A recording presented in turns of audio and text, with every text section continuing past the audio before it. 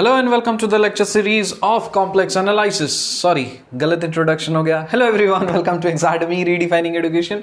मेरा नाम है प्रभाष कुमार और हम आपको पढ़ा रहे हैं कॉम्प्लेक्स एनालिसिस।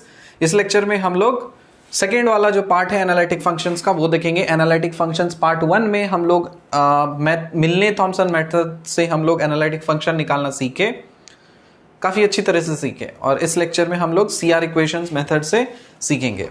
बहुत ही आसान है, आपको पता है ये सब चीज आप ऑलरेडी सीख चुके हो। अप्रोच खाली आपको डेवलप कराना है।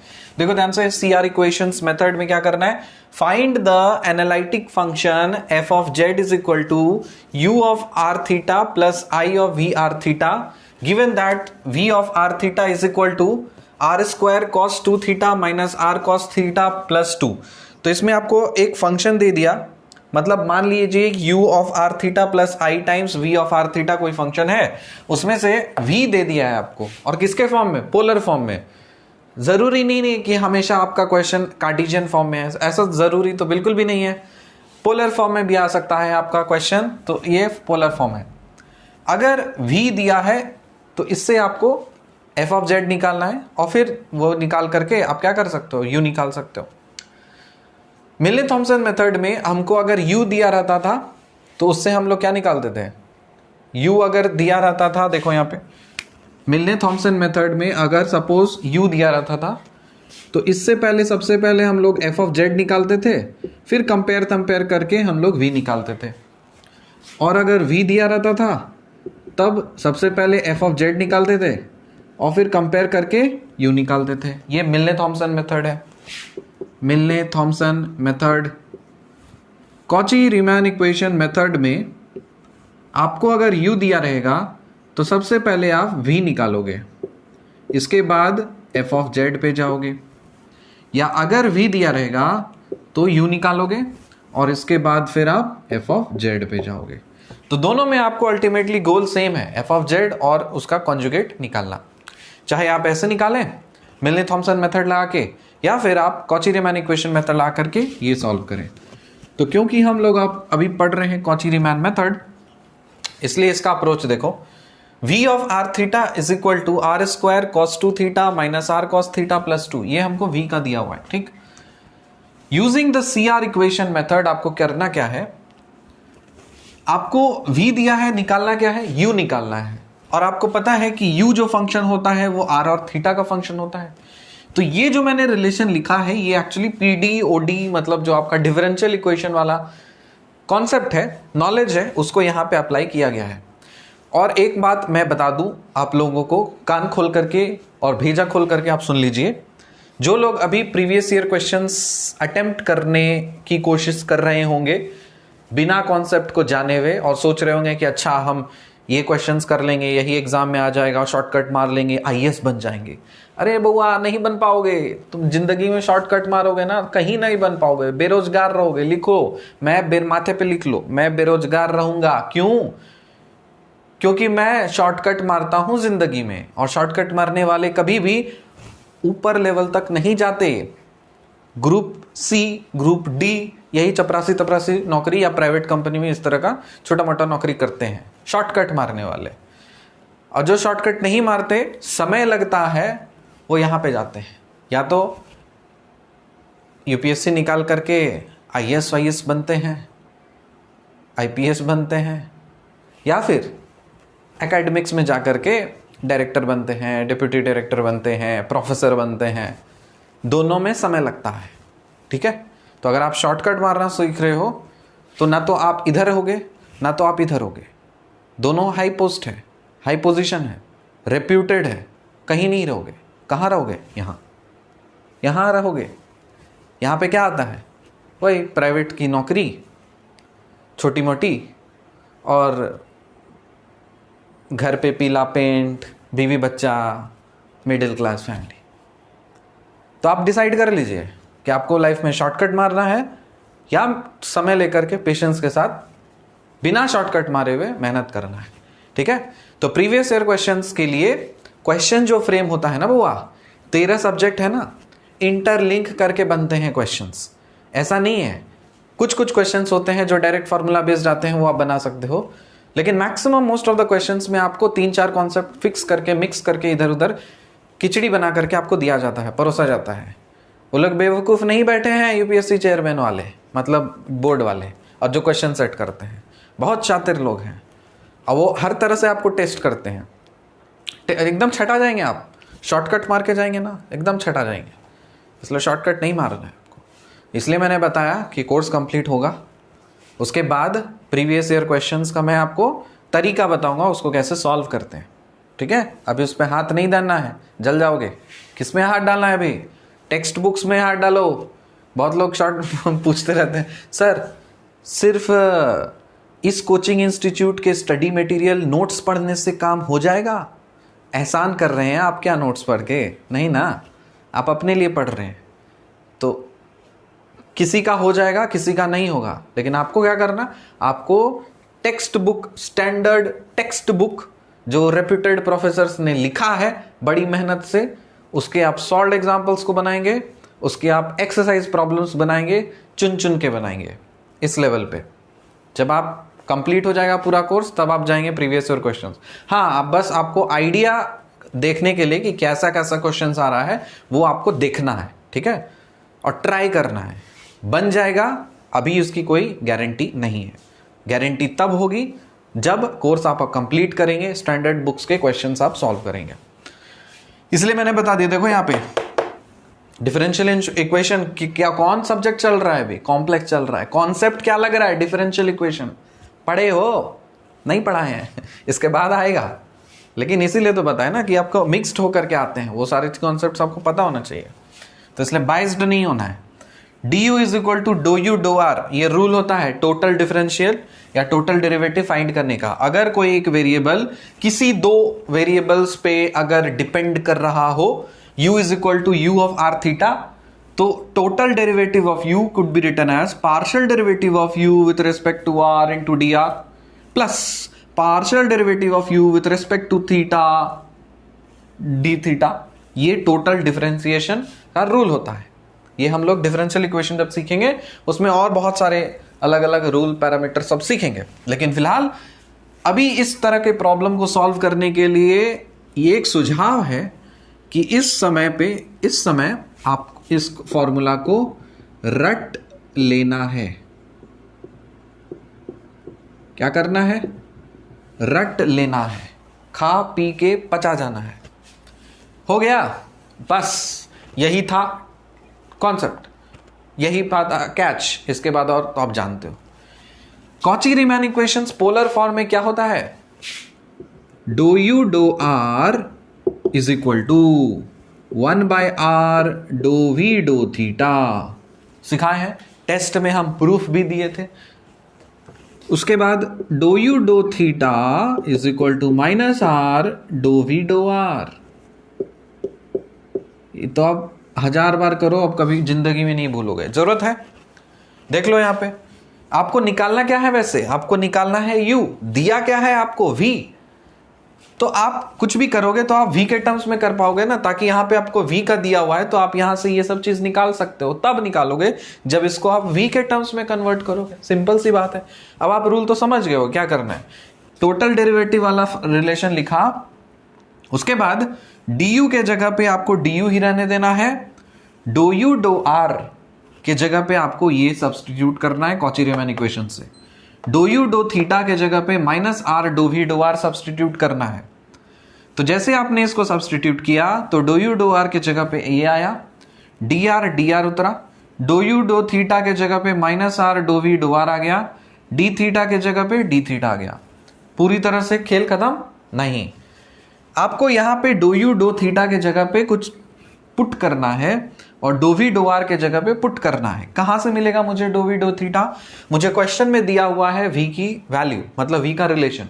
v is equal to R square cos two theta minus R cos theta plus 2। तो यहां से मैं निकाल लूंगा डो वी डो थीटा। जब आप इसको निकालोगे ये आएगा, जब आप इसको निकालोगे ये आएगा। अब प्लीज ये मत पूछना सर ये कैसे आया, कैलकुलस है, जानते हो पार्शियल डेरिवेटिव आप कैसे करते हैं। जब आप थीटा के रेस्पेक्ट में आप डेरिवेटिव लेते हो तो r रहता है कांस्टेंट, जब आप r के रेस्पेक्ट में डेरिवेटिव लेते हो तो थीटा रहता है कांस्टेंट। तो करके मेरे को ये दोनों एक्सप्रेशंस मिले, इसको मैंने यहां पे सब्स्टिट्यूट किया, उसके बाद इंटीग्रेट किया। अब यहां पे सुन लीजिए, यहां पे बहुत ही जबरदस्त सा कॉन्सेप्ट मैं आपको देने वाला हूं, सुन लीजिए। पिछले लेक्चर में आई गेस जब इस तरह का कुछ इंटीग्रेशन कर रहे थे तो मैंने आपको कुछ बताया था कि यह ठीक है, अगर यहां पे आप r के रेस्पेक्ट में इंटीग्रेट कर रहे हो तो थीटा कांस्टेंट नहीं होगा, और थीटा के रेस्पेक्ट में कर रहे हो तो r कांस्टेंट नहीं होगा, ये रूल था।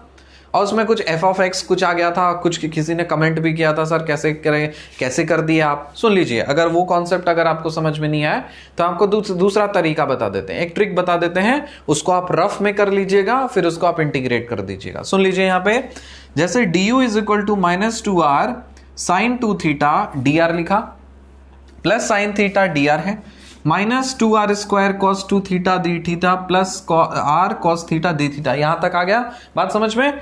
अब आपको करना है दोनों साइड इंटीग्रेट। गौर से सुनिए, गौर फरमाइए, इधर बहुत इंपॉर्टेंट चीज बता रहा हूं। इसको आपको करना है दोनों साइड इंटीग्रेट। जब आप इंटीग्रेट करेंगे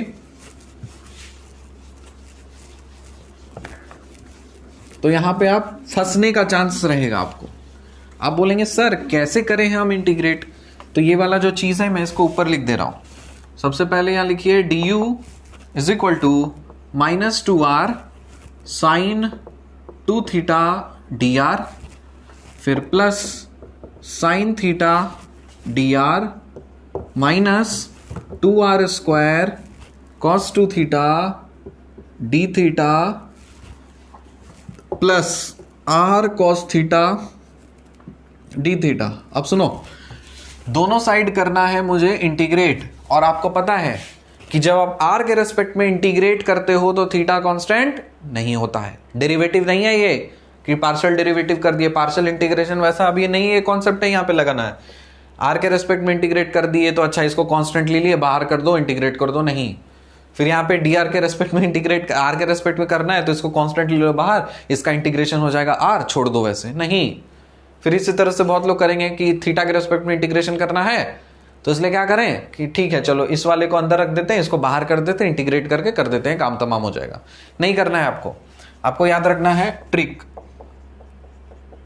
ट्रिक ये बोलता है, सुन लीजिए, अभी तो बताया मैंने कि r के रेस्पेक्ट में करेंगे तो थीटा कांस्टेंट नहीं लेना है, लेकिन ट्रिक में आपको ये करना है, आप मान लीजिए, मानने में कोई बुराई नहीं है, उसको बाद में कंपनसेट कर दिया जाएगा। क्या बोला? आप मान लीजिए, ठीक है, भूल जाइए कि ये जो मैथमेटिकली सही है गलत है, कोई लेना देना नहीं। अपनी सुविधा के अनुसार से जिसके रेस्पेक्ट में आपको इंटीग्रेशन करना है उस वाले वेरिएबल के रेस्पेक्ट में आप करिए, और बाकी जितना वेरिएबल है उसको आप कांस्टेंट मान लीजिए, ठीक है। तो ट्रिक क्या है, तो जैसे यहां पे क्या किया, देखो du का इंटीग्रेशन क्या होगा, u उतरा, ठीक है। अब सुनो, r के रेस्पेक्ट में इंटीग्रेशन करना है तो कॉमन सेंस यही बोलता है कि अच्छा ठीक है, हमको तो पता है थीटा कांस्टेंट नहीं हो सकता, लेकिन मान लेते हैं कांस्टेंट है। तो अगर मान लिया कांस्टेंट तो इसको क्या करोगे, -2 साइन 2 थीटा बाहर जाएगा, इंटीग्रेशन किसका होगा, r का। r का इंटीग्रेशन क्या होता है, r²/2, तो यहां पे लिख दिया r²/2, कोई दिक्कत नहीं, प्लस कर दो, कर दिया। r के रिस्पेक्ट में आपको इंटीग्रेशन करना है, क्या है यहां पे, साइन थीटा है, हाँ साइन थीटा है यहां पे, तो इसको कांस्टेंट लिया जाएगा, तो ये आ जाएगा आपका साइन थीटा बाहर में, और dr का इंटीग्रेशन r, तो इसको लिख दिया आपने r। उसी तरह से थीटा के रेस्पेक्ट में इंटीग्रेशन करना है तो मैं -2r² बाहर ले रहा हूं, इसका इंटीग्रेशन क्या होगा बताओ, कॉस थीटा का इंटीग्रेशन क्या होता है, साइन थीटा, तो लिख दिया गया साइन 2 थीटा लिखा, और इसका कोएफिशिएंट क्या होता है, डिवाइड हो जाता है। इसमें तो माइनस नहीं आता क्योंकि डिफरेंशिएशन में आता है माइनस, ओके। तो cos 2 थीटा का इंटीग्रेशन थीटा के रेस्पेक्ट में sin 2 theta divided by 2, okay, ये भी हो गया। अब प्लस करिए, cos थीटा का इंटीग्रेशन आपको थीटा के रेस्पेक्ट में करना है, तो इसमें आप करेंगे r का r रह जाएगा और sin थीटा हो जाएगा। अब यहां पे आपको फॉलो करना है मेकिंग द पेयर। क्या करना है, मेकिंग द पेयर। आपको एक जैसे वाले टर्म को इकट्ठे करने हैं। तो आपको दिख रहा है कुछ, गौर फरमाइए, आपको दिख रहा होगा सर ये वाला टर्म ना और ये वाला टर्म ना मुझे तो काफ़ी एग्जैक्ट हूबहू दिख गया सर, एक जैसा, और ये वाला टर्म और ये वाला टर्म ना मेरे को एग्जैक्टली हूबहू दिख गया सर। मैं फिर से बता दे रहा हूँ, इसको आपको कॉपी में दिखाना नहीं है, इसके बाद का जो स्टेप है, इस स्टेप के बाद आप वो डायरेक्ट लिख दीजिएगा। थोड़ा सा कॉम्प्लिकेसी बढ़ जाता है, इसलिए थोड़ा सा सिंप्लीफाई इसको कर दिया हूं। आने वाले समय में जब थोड़ा आएगा तो इसको और डीप में हम सिखा देंगे, लेकिन फिलहाल इससे काम चल जाएगा, आपका नंबर नहीं कटेगा, चिंता मत करना। ये आपने अलग करना है, ठीक है। अब देखिए u इज इक्वल टू, जो पेयर है ना उसको एक साथ बना लो। तो यहां से क्या दिख रहा है आपको, बोलोगे सर ये वाला -2 sin 2 थीटा और r², ये दिख गया, बाई 2 है। इसको आपको एक बार लिखना है, तो यहां से देखो 2 कैंसिल हो जाएगा ना, तो हम इसको भगा दें क्या, भगा देते हैं, पूरी तरह से भाग गया, मतलब ये चीज है 2 भाग गया। बचा क्या है आपको, r² sin 2 थीटा। अच्छा एक काम करिए, आप इसको लिखिए r², क्या लिखिएगा, 2 कैंसिल हो गया, माइनस रह जाएगा, तो इसको हम लिखेंगे r² sin 2 थीटा। इसको आप करिए d ऑफ, क्या कर दिया, जो एक तरह का पेयर है उसको आप लिख दीजिए d ऑफ, बस। उसके बाद प्लस करिए इस वाले और इस वाले पेयर को आप क्या लिखेंगे, d of r sin theta, बस। यहां पे आप लिख दीजिएगा इसको du, इसको आप लिख दीजिएगा du, ठीक है। इस माने क्या किया, इस चीज को यहां पे du के बाद देखो ये वाला जो स्टेप है ना, इसको इस फॉर्मेट में लिखने के लिए मैंने ये ट्रिक अप्लाई करके दिखाया यहां पे, ठीक है। तो क्या किया, ये वाला जो चीज है du के बदले du उतर गया, और ये वाला जो पूरा एक्सप्रेशन है इसके बदले यहां पे आ गया है। बोलेगा सर क्या कर दिए हो, क्या मैथमेटिकल रूल आप लगा दिए हो नया जैसा, कुछ समझ में तो आया नहीं हमको। तो चलो हम रिवर्स इंजीनियरिंग करके आपको दिखाते हैं। आपके अनुसार अगर ये वाला एक्सप्रेशन इसके बराबर अगर नहीं है, तो फिर मेरे अनुसार ये वाला एक्सप्रेशन, मतलब आपके ही अनुसार ये वाला एक्सप्रेशन इसके बराबर नहीं होना चाहिए, है ना। थ्योरम वगैरह हम तो यही प्रूफ करते हैं ना, ऐसा ही तो तरीका होता है कि कोई, अच्छा ठीक है ये प्रूफ करो, तो मान लेते हैं कि गलत है, ठीक है। आपने बोला कि सर गलत प्रूफ करो, मैंने आप बोला सर प्रूफ करके दिखाओ, मैंने बोला अच्छा ठीक है, मान लेते हैं गलत है। अगर गलत है तो इसको अगर हम एक्सपैंड करेंगे तो ये नहीं आना चाहिए, नहीं आना चाहिए। अगर सही होंगे हम तो इसको जब एक्सपैंड करेंगे तो यही बिल्कुल आ जाना चाहिए, आना चाहिए। तो चलो करके देखें, du इज इक्वल टू, अब सुन लो इसका मतलब क्या है, दो वेरिएबल्स हैं। आपको कुछ सिखाया गया था बचपन में, D by D X of U V सीखे थे, फॉर्मूला क्या था, product of two functions u into D V by D X plus V into D U by D X वाला फॉर्मूला आप सीखे थे ना। तो ये क्या है, एक ऑपरेटर है ना, डी डी एक्स एक ऑपरेटर है, ठीक है। तो मैं क्या कर दे रहा हूं, इस चीज को मैं भगा दे रहा हूं, ले भाग भाग जा भाग जा। क्या कर दिया आप, D of U V is equal to U dot D V plus V dot D U. तो इसके बदले में हम तो यही चीज लिख सकते हैं, दो फंक्शन है, इसको u मान लो इसको v मान लो, कर सकते हैं। तो देखो यहां पे एक -r² को अलग रख दीजिए और इसका आप डेरिवेटिव ले लीजिए, किसके रेस्पेक्ट में, थीटा के रेस्पेक्ट में। तो आप कर दीजिए D D theta of sign 2 theta, हो गया पहला पार्ट। फिर प्लस करना है आपको, फिर साइन 2 थीटा अलग कर लो और कर दो यहां पे D D r of -r²। यही होगा क्योंकि अलग अलग वेरिएबल के टर्म्स में आपको करना है। तो ये है आपका पहला पार्ट, इसको देखो, पहला पार्ट क्या हो जाएगा, r into d by d theta of sine theta, फिर sine theta into d by d r of r। वो दिक्कत, इसको मैंने एक्सपैंड करके ऐसे लिखा, इसको एक्सपैंड करके ऐसे लिखा। अब देखो माइनस आर स्क्वायर हो गया। साइन 2 थीटा का डिफरेंशिएशन क्या होगा? बोलोगे सर ये 2 होगा और ये कॉस 2 थीटा होगा। क्या लिखा है? Minus are square 2 cos 2 theta. ठीक है, फिर प्लस करिए, साइन 2 थीटा को 2 थीटा ही रहने दीजिए और इसके बदले क्या लिखेगा? माइनस 2r, तो माइनस 2r। ठीक है, ये लिख दिया। ये वाला चीज है। ठीक है, मैंने डी डी डी थीटा लिखा था, इसको यहां पे एक्चुअली डी थीटा रहना चाहिए क्योंकि यहां पे डी थीटा है ना। रुको रुको रुको,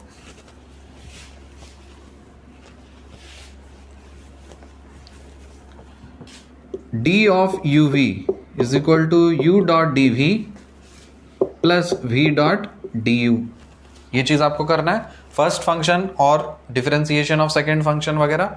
तो इस केस में हम लिख सकते हैं D U is equal to minus are square लिखा डॉट, इसका डेरिवेटिव लेंगे और उसके साथ डी थीटा को मल्टीप्लाई कर देंगे। तो इसका डेरिवेटिव क्या होता है? इसका होता है 2 कॉस 2 थीटा हो जाएगा और इसको मल्टीप्लाई कर देंगे हम डी थीटा के रेस्पेक्ट में, प्लस ये हो गया पहला पार्ट। उसके बाद साइन 2 थीटा लिखा और इसका डेरिवेटिव लेना है हमको, तो इसका डेरिवेटिव क्या होगा? माइनस 2r और dr, फिर प्लस इसका डेरिवेटिव मतलब r इंटू साइन थीटा का derivative cos theta D theta, और उसके बाद फिर प्लस साइन थीटा, इसका डेरिवेटिव क्या हो जाएगा? r का 1, तो इधर dr। अब मैच करके देखो, minus 2r square cos 2 theta D theta, minus 2r square cos 2 theta D theta आया, minus 2r sine 2 theta dr, minus 2r sine 2 theta dr, फिर r cos theta D theta, r cos theta D theta और sine theta dr। मैंने आपको गलत साबित कर दिया, मैंने खुद को सही साबित कर दिया। ठीक है, तो जब इस तरह का डिफरेंशिएशन रहता है तो मैंने आपको ट्रिक बता दिया। देखो अब यहां से यहां तक पहुंचे थे हम लोग, मतलब ये कैसे पहुंचे थे हम लोग? अगर जिसका आपका डिफरेंशिएशन या कैलकुलस वाला पार्ट थोड़ा सा स्ट्रांग रहेगा वो डायरेक्ट देख करके कर देगा। हाँ ऐसा भी होता है, डायरेक्ट देख के कर देते हैं, बॉन्ड जीनियस जो लोग होते हैं। लेकिन हम लोग बॉन्ड जीनियस नहीं है, हम लोग आम इंसान है। अमरूद अंगूर नहीं बनना है, आम इंसान ही है, नॉर्मल कॉमन मैंगो पीपल। हमारा बुद्धि उतना ज़्यादा तीव्र नहीं है, नॉर्मल सोचते हैं हम लोग। हाँ भक्त नहीं है, अगर भक्त रहते तो उनको ये भी समझ में नहीं आता। तो भक्त नहीं बनना है आपको, नॉर्मल इंसान रहना है। तो उसके लिए आपको क्या करना है? थोड़ा सा जुगाड़ करना है। जुगाड़ कर दिया, वैसे यही बताया था कि अगर डी आर के रेस्पेक्ट में है ना तो उसको क्या कर दो, कांस्टेंट की तरह दूसरे को ट्रीट करके मान लो, पेयर बना लो, डी कर दो। बस आपको बस ये ट्रिक मैंने को सिखाना था, यहां से यहां तक आने का आपको ट्रिक आपको सिखा देना था। आप सीख चुके हो और यहां से यहां आकर के मैंने फिर से आपको वेरीफाई भी कर दिया कि ये सही है या गलत है। ठीक है, बस अब क्योंकि ये आप लिख चुके हो ऑलरेडी तो बस कर दीजिए दोनों side integrate, integrating both sides. u is equal to, इसका इंटीग्रेशन तो यही हो जाएगा minus are square sine 2 theta और इसका इंटीग्रेशन क्या हो जाएगा? r sine theta. बस मिल चुका है आपको, यही तो चाहिए था, यही तो चाहिए था गुरु। u is equal to minus are square sine 2 theta plus r sine theta. आ गया समझ में? अब आपको v दिया था, u दिया था, तब आप f ऑफ z नहीं निकाल सकते हो? निकाल सकते हैं ना, तो निकाल लो। f of z is equal to u plus i times v। अब बोलोगे सर f ऑफ z को क्या हम z के टर्म्स में कर सकते हैं? अरे हाँ बिल्कुल कर सकते हैं। z क्या लिखते हैं आप? x प्लस आई वाई लिखते हैं। पोलर फॉर्म में कैसे लिखते हैं? z इज इक्वल, x को क्या लिखते हैं? r cos थीटा और r साइन थीटा लिखते हैं। r कॉमन जब लेते हैं तो इसको क्या लिखते हैं? cos theta plus i sine theta. आई बात समझ में? अब इस चीज को आप r e to the power of i theta के टर्म्स में लिखते हैं। बस आपको यहाँ पे साइन थीटा कॉस थीटा है ना, तो आप क्या काम करो, इसको e के टर्म्स में ऐसा कुछ कर दो और इसको जहां जहां ये वाला एक्सप्रेशन वहां z कर पुट कर दो। आपकी मर्जी, आपको रखना है तो रखिए, वरना कंफर्टेबल है कि आप थीटा के टर्म्स में रखिए, कोई दिक्कत नहीं है। आसान लगा? ट्रिक क्या था? कैसे इसको इंटीग्रेट करते हैं, बस यही चीज सीखना था आपको। ये मेथड आप सीख चुके हो। एक और प्रॉब्लम आपको सिमिलर टाइप का करा देते हैं, तो जो कुछ भी बचा कुछ थोड़ा डाउट होगा वो और क्लियर हो जाएगा। इसको नोट करिए।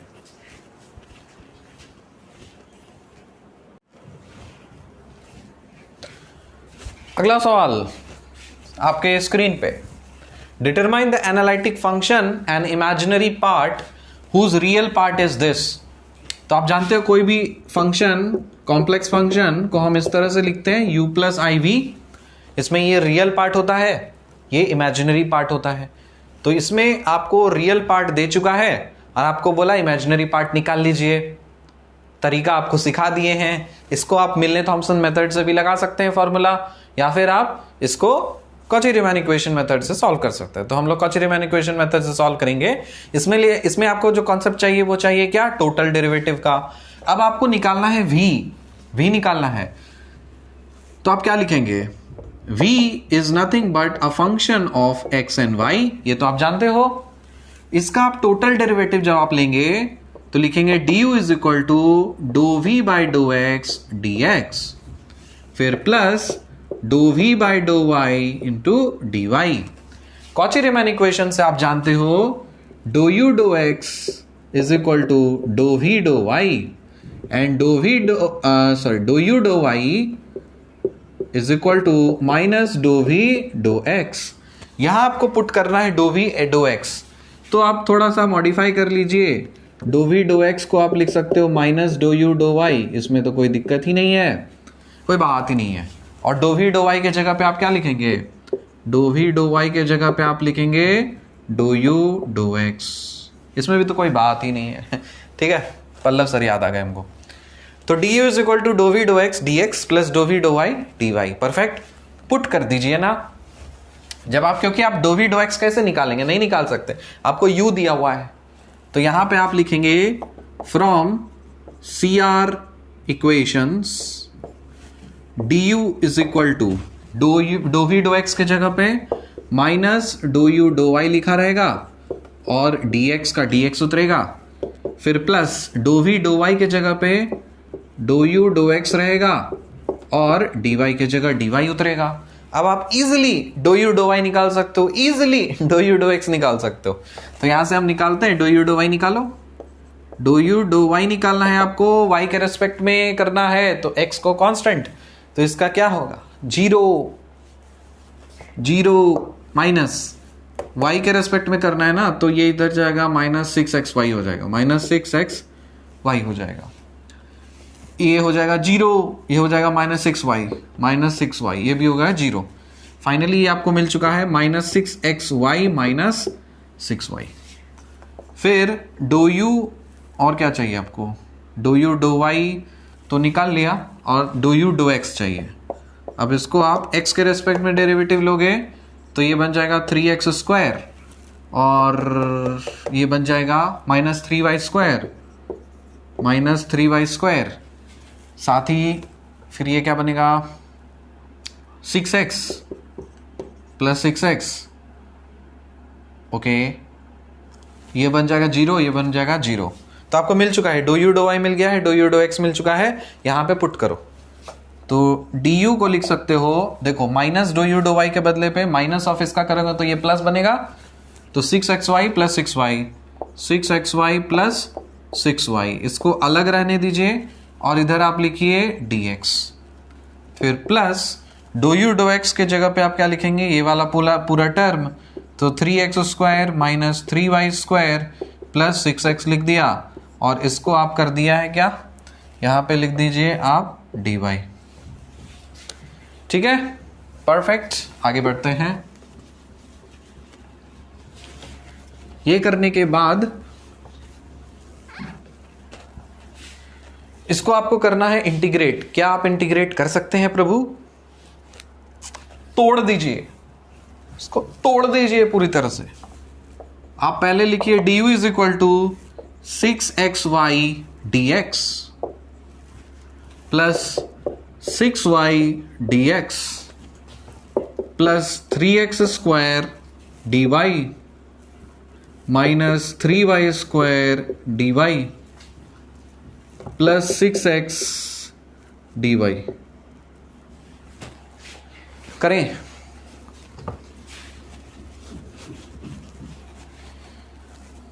चलो थोड़ा सा लिया जाए, अभी बहुत दिन हो गया है, कुछ नहीं बोला हूं। थोड़ा सा अभी भक्त लॉजिक लगाएंगे। अभी लेट्स अप्लाई भक्त लॉजिक, एंड द भक्त logic says that if I am integrating with respect to x, I'll be treating this as constant. So baby, du is equal to, करिए मैंने क्या कर रहा है, दो इंटीग्रेट कर रहा हूं, देखो u is equal to, यहां पे x के रेस्पेक्ट में करना है तो y को कांस्टेंट, ओके, तो 6y कर दिया, x का integration x² 2 plus 6y x plus y के रेस्पेक्ट में इसका इंटीग्रेशन तो 3x² y, फिर minus 3y³ 3 plus 6xy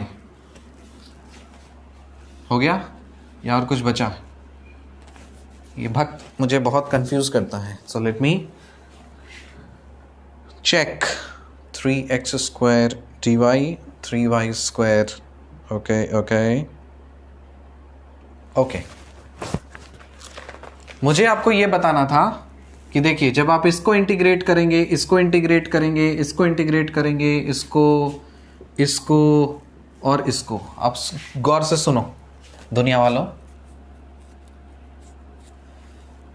6xy dx है तो लिखा मैंने 6xy dx, 6y dx है तो ये भी लिख दिया, फिर 3x² dy ये भी लिख दिया, माइनस 3y² dy ये भी लिखा है, और 6x dy लिखा है। भक्त क्या करेंगे, भक्त कर देंगे, सबको इंटीग्रेट कर देंगे, सबको इंटीग्रेट कर देंगे, इसको कर दिया, इसको कर दिया, इसको कर दिया, इसको कर दिया, इसको कर दिया, सबको इंटीग्रेट कर दिया, बोलेगा sir this is my answer. और बोलेगा कोई गलत है तो बोलेगा यू आर एंटी नेशनल। सत्य बोलोगे तो एंटी नेशनल डिक्लेयर कर दिया जाएगा। तो आपको करना क्या है, सुन लीजिए। मैथमेटिकली किसको इंटीग्रेट करना सही है, इसको इंटीग्रेट करना सही है, सिर्फ और सिर्फ इसको इंटीग्रेट करना सही है। इसको आप ऐसे इंटीग्रेट नहीं कर सकते, इसको आप ऐसे इंटीग्रेट नहीं कर सकते, इसको भी नहीं कर सकते, इसको भी नहीं कर सकते, सिर्फ और सिर्फ यही करना सही है। तो भक्त के अनुसार ये वाला जो लॉजिक है फेल हो गया, गलत हो गया, तो उसको काउंटर करने के लिए नॉर्मल लोगों की ज़रूरत है, एडुकेटेड लोगों की ज़रूरत है। इसलिए मैं हमेशा बोलता हूँ अपना साइंटिफिक टेम्पर डेवलप करें। अगर आप मेरे विद्यार्थी हैं तो मैं एक्सपेक्ट कर रहा हूँ कि आप भक्त नहीं होंगे, नॉर्मल इंसान होंगे जो लॉजिकल सोचते होंगे। लॉजिक से ही काउंटर किया जा सकता है और किसी से नहीं, इसलिए शिक्षा हर जगह फैलाना ज़रूरी है।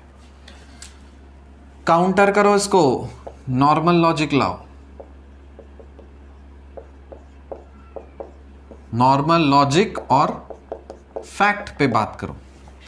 फैक्ट पे बात ये बोले जा रहा है कि इसको आप ऐसे तो बिल्कुल भी कर ही नहीं सकते, गलत है पूरी तरह से। क्या करना है आपको, ये वाला जो पूरा आपका एक्सप्रेशन था उसको आप पहले से देखिए, गौर से देखिए।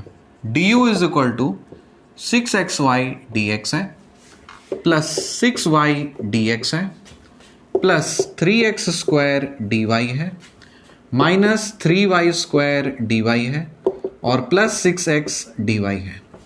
आपको एज्यूम करके रखना है, ठीक है। चलो ये वाला लॉजिक, इसको आपको करेक्शन करना है ना, तो सबसे पहले इस वाले लॉजिक को लगाइए, उसके बाद करेक्ट करिए, ठीक है। अपना लॉजिक अगर आप देंगे ना तो एक्चुअली मतलब कोई मतलब ही नहीं है, क्योंकि हम लोग अगर घिरे रहते नॉन भक्त से, मतलब नॉर्मल लोगों से, तो अपना लॉजिक भी हम लोग रैशनल थिंकिंग कर सकते थे। लेकिन अब पूरे वैसा ही माहौल हो चुका है, आपको हर जगह वैसे ही लोग मिल जाएंगे। इलॉजिकल बात करने वाले। तो अब मतलब कोई अगर सोचता हो गया मतलब कुछ भी बोल दिया, ठीक है, कुछ भी बोल दिया, कुछ भी चीज़ को जस्टिफाई कर दिया, तो आपको पहले उनके लॉजिक को पकड़ना है। तो मैंने उनके लॉजिक को पकड़ा। तो आप सबसे पहले भक्त के लॉजिक को पकड़ेंगे। भक्त ने क्या बोला? उसने बोला कि ये ऐसे सही है, तो मान लिया, ठीक है, चलो करो। u इज इक्वल टू क्या हो जाएगा? इसके अकॉर्डिंग ये सही है ना, तो काटो इसको। क्या लिखोगे? 3x² y लिखा। यहां पे क्या है? 6xy। फिर यहां क्या है? 3x² y। परफेक्ट। फिर ये क्या है? काट डालो इसे। फिर इसका क्या लिखोगे? -y³ लिखोगे। और इसके पास क्या लिखा हुआ है? +6xy लिखा हुआ है। समझ में आया बात? अब आपको करना है, देखिए कौन पेयर बना रहा है, कौन पेयर नहीं बना रहा है। तो मैंने जब इसको सॉल्व किया था तो एक्चुअली चीजें आई थी, यस, देखो 3x² y ये इसके साथ पेयर बन रहा है, ये इसके साथ पेयर बन रहा है, ये इसके साथ पेयर बन रहा है। ये ट्रिक है। अरे इसको काउंटर करने के लिए ट्रिक है। डायरेक्ट बोलेंगे ना तो आज तो वही ट्रेंड चल रहा है ना, मुंह खोल के बोलो तो जेल में डाल देंगे। तो नहीं बोलेंगे ना, नाम लिया किसी का नाम लिया, बिना नाम लिया बहुत कुछ कर सकते हैं, ठीक है। तो ये लिया u is equal to this. Trick पता चल गया आपको। ट्रिक जैसे ही पता चला तो आप बोलेगा कि जो पेयर बना है ना मुन्ने, तो आप लिखेंगे 3x² y। लिख दिया, बन गया, ये पेयर बन गया। अब क्या करना है? 6xy। तो इसको लिख दिए आप 6xy, d of 6xy, d of 6xy। बस आपको यही चीज पता करना था। मतलब इस वाले ये जो पूरा एक्सप्रेशन था, इसको हम लोग किस तरह से लिखें, वो उसको रिफॉर्म करने के लिए मैंने इस तरह से लिखा। और जो जेन्युइनली आप इंटीग्रेट कर पा रहे थे उसको आप वैसे ही छोड़ दीजिए। मतलब आप इस वाले को वैसे का वैसे ही छोड़ दीजिए। ये वाला जो बाकी था उसको मैंने इस चीज में कन्वर्ट कर दिया है। समझ में आई बात? अब देखो क्या मिटाऊं? हाँ ठीक है, इसका लॉजिक का कोई मतलब नहीं रहा तो हटा दीजिए। Kick out box. देखो du इज इक्वल टू, आपको दिख रहा है कि इसको आप सफिशिएंटली मतलब जेन्युइनली मैथमेटिकली करेक्ट वे में इसको आप तो इंटीग्रेट कर सकते हो, तो इसको आप मत छेड़िए, रहने दीजिए उसको। जो बाकी का एक्सप्रेशन है उसमें कुछ खुराफाती करनी थी, जो इसके लॉजिक से मैंने थोड़ा सा ये किया और मुझे पता चल गया क्या करना है। तो पूरे एक्सप्रेशन को मैं इस फॉर्मेट में लिख दूंगा। क्या लिखा? d ऑफ 3x² y लिखा, फिर प्लस d ऑफ 6xy लिख दिया, ठीक है। और ये तो वैसे ही रह जाएगा, -3y² dy रह गया। आगे बात समझ में? बस काउंटर हो गया है। इसलिए एजुकेशन को फैलाइए, वरना जीना हराम हो जाएगा, जी नहीं पाएंगे इलॉजिकल लोगों के सामने रहते रहते। Integrating both sides, u is equal to, इसको इंटीग्रेट करोगे तो यही मिलेगा ना, 3x² y मिल गया। इसको इंटीग्रेट करिए तो 6xy मिल गया। और इसको जब आप इंटीग्रेट करेंगे तो क्या होगा? y³ 3 कट गया, बच गया क्या? -y³। और क्योंकि ये एक नॉन इनडेफिनिट इंटीग्रल है इसलिए यहां पे कांस्टेंट आ जाएगा c। उसी तरह से आप कांस्टेंट उसमें भी ऐड कर दीजिएगा, आपकी मर्जी। बन चुका है आपका u। आपको पता होता है कि f ऑफ z और कुछ नहीं u प्लस iv है। u आपको दिया था, v ये है, सॉरी आपको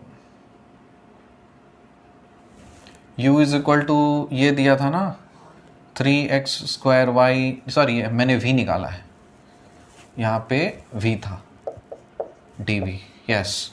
इसको जब आप इंटीग्रेट करेंगे तब ये मिलेगा। u आपका ये था, तो आप ऐसे लिख सकते हो f of z is equal to x³ -3xy² plus 3x² minus 3y² plus 1, ये हो गया आपका real part, plus i times imaginary part मतलब ये वाला टर्म। तो आप लिख सकते हो 3x² y plus 6xy minus y³ plus c।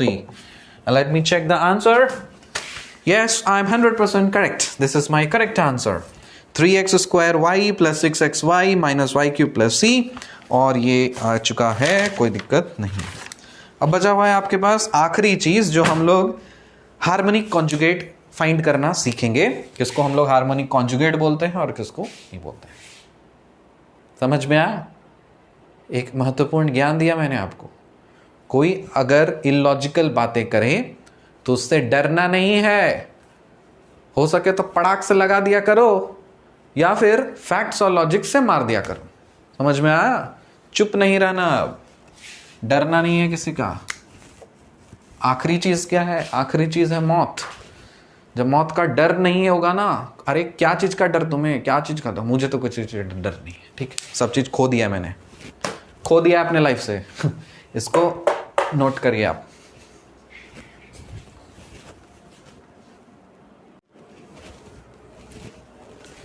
आज के लेक्चर का आखिरी सवाल, फाइंडिंग द हार्मोनिक कॉन्जुगेट।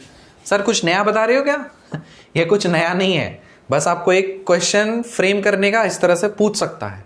जो अभी तक हम लोगों ने सीखा बस वही है, बस स्टाइलिंग अलग है इस क्वेश्चन को पुट करने का। जैसे कोई भी एक एनालिटिक फंक्शन अगर होता है f of z is equal to u plus I V, तो इसमें u और v जो होता है एक दूसरे का हार्मोनिक कॉन्जुगेट होता है। आप बोल सकते हैं u is the harmonic conjugate of v या फिर v is the harmonic conjugate of u।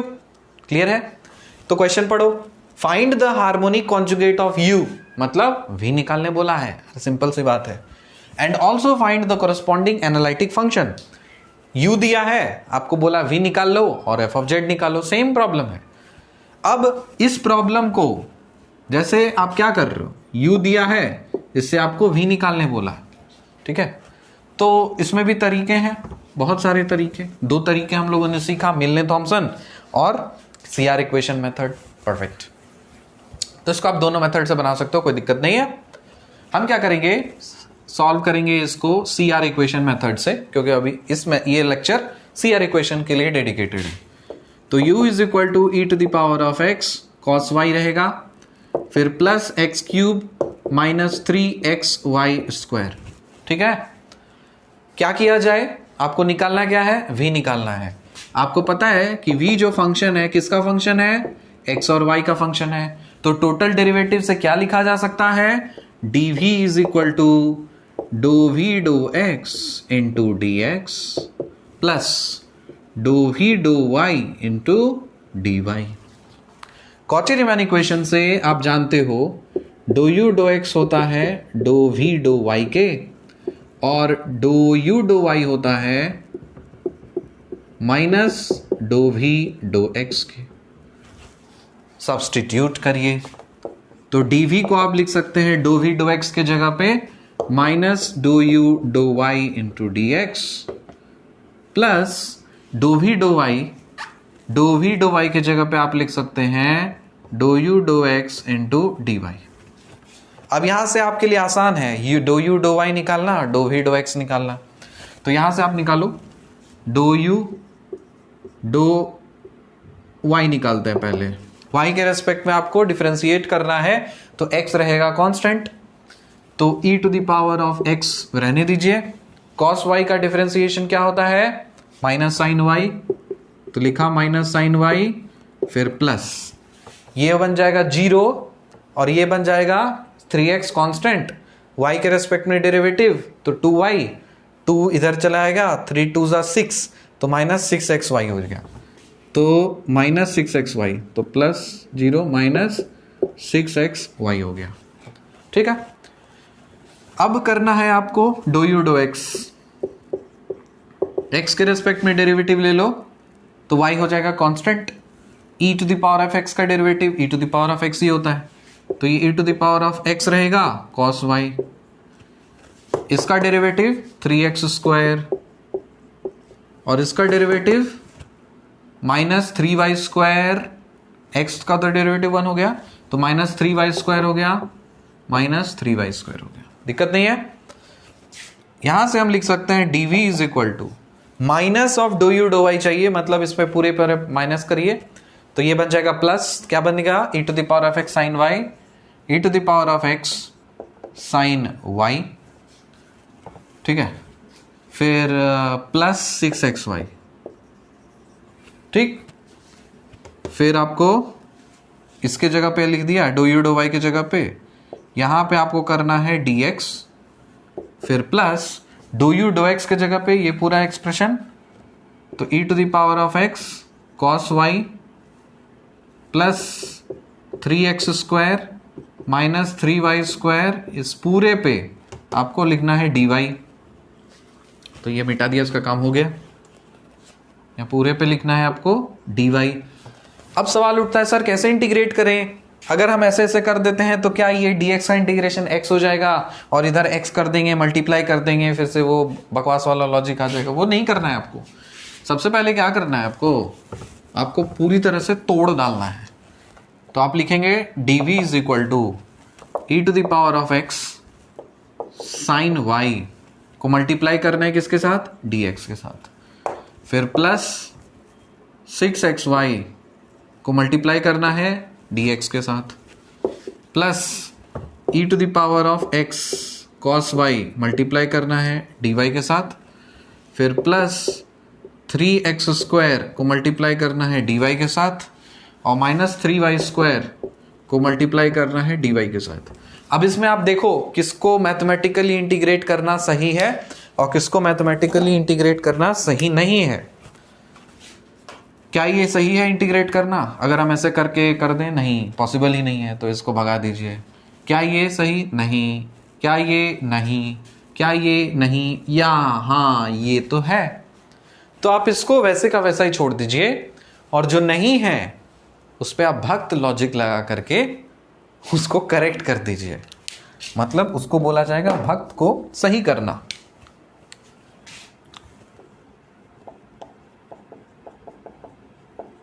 भक्त को सही रास्ता पे लाना होगा। 21 दिन में क्या होने वाला है? 21 दिन में भक्त को सही रास्ता पे लाना होगा। अगर नहीं लाएंगे ना तो रहने लायक नहीं बचेंगे, ये कंट्री नहीं बचेगा। आप इसको करिए, कैसे कर दीजिए, इसका पहले लॉजिक तो लगाइए।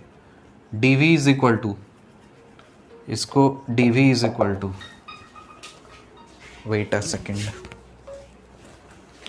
dv is equal to e to the power of x। अब इसको क्या करना है? क्या क्या इसका लॉजिक हुआ करता था कि x के रेस्पेक्ट में इंटीग्रेट करना है ना, तो y को कांस्टेंट तो रहने दो, इस ई साइन y को y रहने दो, कोई दिक्कत नहीं है। तो इसको आप रहने दो, v रहने दो, और इसको कर दीजिए आप sine y e to the power of x का integration e to the power of x, ठीक। इसको 6y को बाहर फेंक दीजिए और क्या बन जाएगा? x स्क्वायर बाय 2 हो गया। इसको e to the power of x minus नहीं आएगा, cos y का इंटीग्रेशन sin y होता है, तो ये sin y हो गया। फिर इसको 3x स्क्वायर y हो गया। इसको तो छेड़ना नहीं है क्योंकि वो छोड़ दीजिए, ये सही नहीं है, मैं बता रहा हूं, सिर्फ लॉजिक है, भक्त को सही करना है, गलत है अभी भक्त। तो यहां से आपको दिख रहा होगा पेयर बन रहा, तो बनना ही है, उसको बनना ही है, ठीक है। अरे भक्त अपने ही लोग हैं, थोड़े से बहक गए हैं, बोले ना व्हाट्सएप फॉरवर्ड्स और फर्जी न्यूज़ देख देख करके लोग बहक गए हैं, लेकिन हैं अपने ही भाई बहन, अपने ही भाई बंधु। लड़ना नहीं है, उनको थोड़ा सा सही रास्ता पे लेकर के आना है, आएगा, हम लोग मिशन में जरूर सक्सेसफुल होंगे। तो आपको दिख रहा है कि ये वाला और ये वाला पेयर है, ये वाला पेयर है, तो आप कर सकते हो, यहां से डायरेक्ट अरे लिख सकते हो dv इज इक्वल टू, इसके लिए क्या लिखोगे? d of e to the power of x sine y लिख दिया, फिर plus d of 3x square y। बस खेल खत्म, यही चाहिए था आपको, यही करेक्ट करना था। भक्त को सही कर दिया आपने, बस यहां पे आप पुट कर दीजिए, सिंपल। और ये वाला तो वो रहेगा ही, कोई दिक्कत ही नहीं है। समझ में आया? बुझली? ये सब जो सही करना है ना, और एक बात भी है कि जब आप भक्त को सही करें ना, तो थोड़ा सा साइड में करें, क्योंकि उनकी भी मान प्रतिष्ठा पे सवाल पैदा हो जाता है, वो भी थोड़ा सा लो फील करेंगे। ठीक है, मैं भक्त को 2 कैटेगरीज में क्लासिफाई किया है। एक होते हैं अंधबुद्धि भक्त, एक होते हैं मंदबुद्धि भक्त। अंधबुद्धि भक्त का मतलब उनके पास पता है कि क्या सही है क्या गलत है, लेकिन वो सही मानना चाहेंगे नहीं, उसको बोला जाता है अंधबुद्धि भक्त। मंदबुद्धि भक्त जिनका आईक्यू लो है, समझते ही नहीं है, तो मंदबुद्धि भक्त को तो क्योर किया जा सकता है, लेकिन कोई अंधबुद्धि भक्त है तो उसको दूसरे रास्ता से अपनाएंगे। ठीक है, दूसरा रास्ता अपनाएंगे उसके लिए। एनीवेज, इसके लिए आप लिख सकते हैं dv इज इक्वल टू, यहाँ पे देखिए ये वाला चीज, तो आप लिखेंगे d of e to the power of x sine y, फिर d of 3x square y, ये सब इसके लिए था। और जो लास्ट वाला पार्ट है वो ऐसे ही रहेगा, माइनस 3y स्क्वायर dy। समझ में आया? अरे महत्वपूर्ण जानकारी है, यही है कैच। बाकी इंटीग्रेशन डिफरेंशिएशन तो सब कर देते हैं, यही नहीं कर पाता कोई। समझ गए? तो क्या याद रखना है आपको, यही चीज। इंटीग्रेट करिए अब दोनों साइड, सिंपल हो गया। अब हलवा हुआ कि नहीं बताइए कमेंट सेक्शन में। जानना जरूरी है कि भक्त को सही करना सही है या भक्त को भक्त ही रहने देना है, डिसीजन आपका है। देश बचाना है कि नहीं।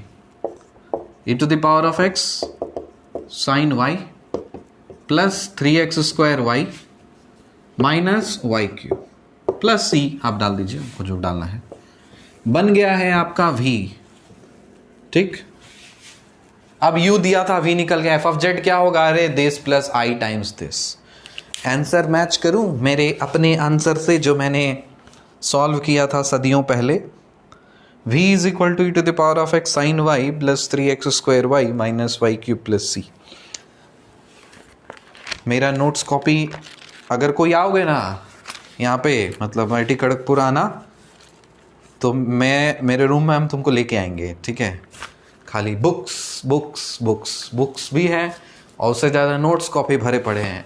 एक एक कार्टून भरा हुआ है मेरा पूरा अभी तक, मतलब। और घर पे जब जाओगे तो उसमें मेरे अभी तक क्लास 1-2 के बुक्स बहुत संभाल करके रखा हुआ है। मैं, मुझे बहुत प्यार है बुक्स वगैरह ये सारी चीज़ों से। ठीक है, मैं बेचता नहीं था, रखा हुआ अभी स्टोर। जब शादी होगी और बच्चे होंगे तो मैं रखूँगा, देखो तुम्हारे बाबूजी का है किताब वगैरह ये सब चीज़। एनीवेज, ये सब चीज़ आपको समझ में आ गया। आज के लेक्चर में आपने क्या सीखा? कॉची रीमान इक्वेशंस मेथड से आप एनालिटिक फंक्शन कैसे आप डेवलप करते हो, u और v कैसे वगैरह सारी कैलकुलेट करते हो, साथ ही साथ भक्तों को कैसे आप करेक्ट करते हो। मिलते हैं आपसे अगले लेक्चर में। नहीं, बता देना जरूरी होता है, थोड़ा सा चुभता होगा बहुत लोगों को, मैं आपके लिए बता देता हूँ। किसी मतलब होता है ना, अंधभक्ति ना करें, क्योंकि उसको करने से आप खुद ही सोचें, आप जो अंधभक्ति कर रहे हैं ना, उससे नुकसान किसका हो रहा है? उसका नुकसान आप ही लोगों का हो रहा है, हम लोगों का हो रहा है। ठीक है, जिसकी आप अंधभक्ति कर रहे हैं वो तो शेखो शान से जी रहा है, उसको कोई चिंता नहीं है। आप मरें, हिराएं, कुछ भी करें, आपके लाइफ में आपके मम्मी को प्रॉब्लम हो, आपके डैडी को प्रॉब्लम हो, आपके भाई को प्रॉब्लम हो, आपके दोस्तों को प्रॉब्लम हो, वो नहीं आएगा, वो नहीं आएगा। ज़रूरत पे हम ही लोग काम आएंगे। ठीक है, तो ये समझ जाइए। अब किसको मतलब बोले ना, 2 अलग अलग कैटेगरीज हैं, अंधबुद्धि और मंदबुद्धि।